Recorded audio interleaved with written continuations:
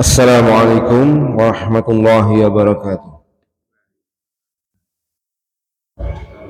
Alhamdulillahirabbil alamin wa bihi nasta'inu ala umurid dunya din. Wassalatu wassalamu ala rasulillah wa ala alihi washabihi ajmain.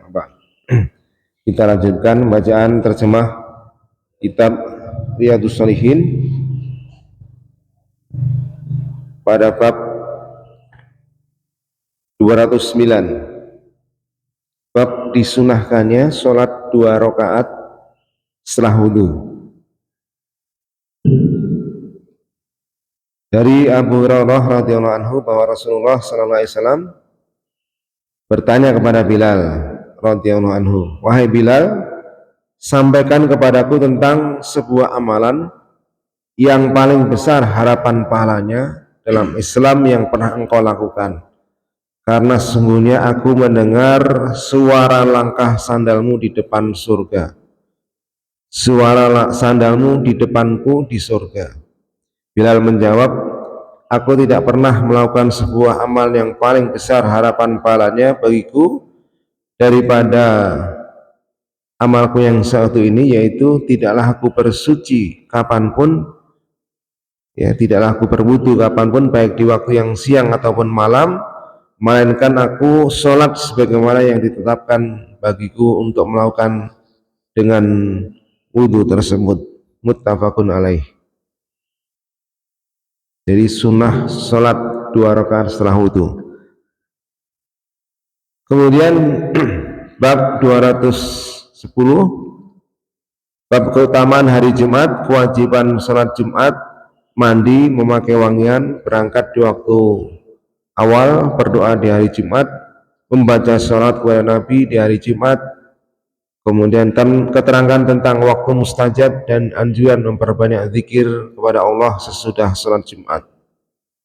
Allah Subhanahu wa taala berfirman, a'udzubillahi minasyaitonir rajim, "Fa idza qudiyatis sholatu fantashiru fil ardi wabtaghu min fadlillahi wadhkurullaha katsiran la'allakum tuflihun." Apabila sholat telah ditunaikan, maka bertebaranlah kalian di muka bumi dan carilah karunia Allah dan ingatlah Allah sebanyak-banyaknya agar kalian beruntung. Surat Al-Jumu'ah ayat yang ke-10. Kemudian dari Abu Hurairah radhiyallahu anhu, beliau berkata, Rasulullah SAW bersabda, "Khairu yaumin tala'at alaihi syamsu yaumul jumu'ah, fihi khuliqa Adam, wa fihi udkhilal jannah, wa fihi ukhrija minha." Sebaik-baik hari di mana matahari terbit, di hari itu adalah hari Jumat. Di hari itu Adam diciptakan, dimasukkan ke surga dan dikeluarkan darinya. Diriwayatkan oleh Muslim. Kemudian hadis yang ke-155 dari Abu Hurairah radhiyallahu anhu, beliau berkata, Rasulullah SAW bersabda, "Barang siapa yang berwudu dan membaguskan wudunya, kemudian dia datang untuk salat Jumat, menyimak khutbah dan diam, maka diampuni dosanya yang ada di antara Jumat itu dengan Jumat yang lain ditambah 3 hari. Barang siapa menyentuh kerikil, maka dia telah berbuat sia-sia." Ya, menyentuh kerikil artinya bermain-main dengan batu ketika mendengarkan sholat Jumat. Kemudian hadis yang 1156 dari Abu Hurairah radhiyallahu anhu dari Nabi sallallahu alaihi wasallam bahwa beliau bersabda, yang artinya sholat 5 waktu, sholat Jumat ke Jumat dan Ramadan ke Ramadan adalah pelebur dosa diantaranya selama dosa-dosanya itu dijauhi. Diriwayatkan oleh Muslim. Kemudian hadis yang ke-1157 dari Abu Hurairah radhiyallahu anhu dan Umar radhiyallahu anhu bahwa keduanya mendengar Rasulullah SAW bersabda di atas undakan mimbar. Beliau berkata, hendaknya orang-orang itu berhenti meninggalkan sholat Jumat atau Allah akan mengunci hati mereka sehingga mereka menjadi orang-orang yang lalai. Diriwayatkan oleh Muslim. Berikutnya nomor 1158 dari Ibnu Umar bahwa Rasulullah SAW bersabda, "Idza jaa ahadukumul jum'ata falyaqtasil." Bila salah seorang di antara kalian datang untuk salat Jumat, maka hendaklah ia mandi. Kemudian dari Abu Sa'id Al-Khudri bahwa Rasulullah SAW bersabda, "Ghuslu yaumil jum'ati wajibun ala kulli muhtalim." Mandi di hari Jumat wajib bagi setiap orang yang sudah bermimpi atau balik.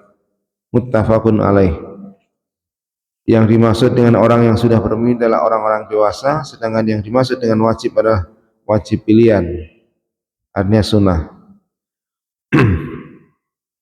Kemudian dari Samurah radhiyallahu anhu, beliau berkata, Rasulullah SAW bersabda, "Man tawaddu'a yaumal jum'ati fabiha wa ni'mat, wa man ittazala fal husnu afdal." Barang siapa berwudu di hari Jumat, maka dengannya dan alangkah bagusnya. Maka barang siapa mandi, maka mandi itu lebih utama.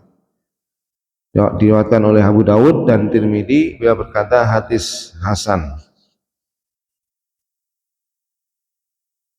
Ya, satu lagi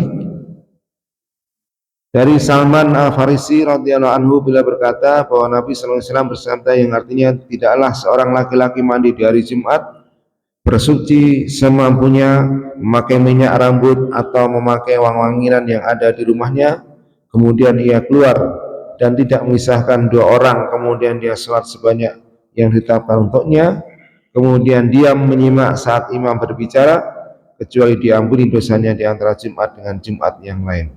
Diriwayatkan oleh Bukhari. Demikian bacaan sebagian dari hadis-hadis yang berkaitan dengan sunnah-sunnah, adab-adab di hari Jumat. Mudah-mudahan kita semuanya bisa melaksanakan dalam rangka untuk mendapatkan keridhaan dari Allah Subhanahu wa taala. Amin ya rabbal alamin. Kurang lebihnya mohon maaf. Assalamualaikum warahmatullahi wabarakatuh.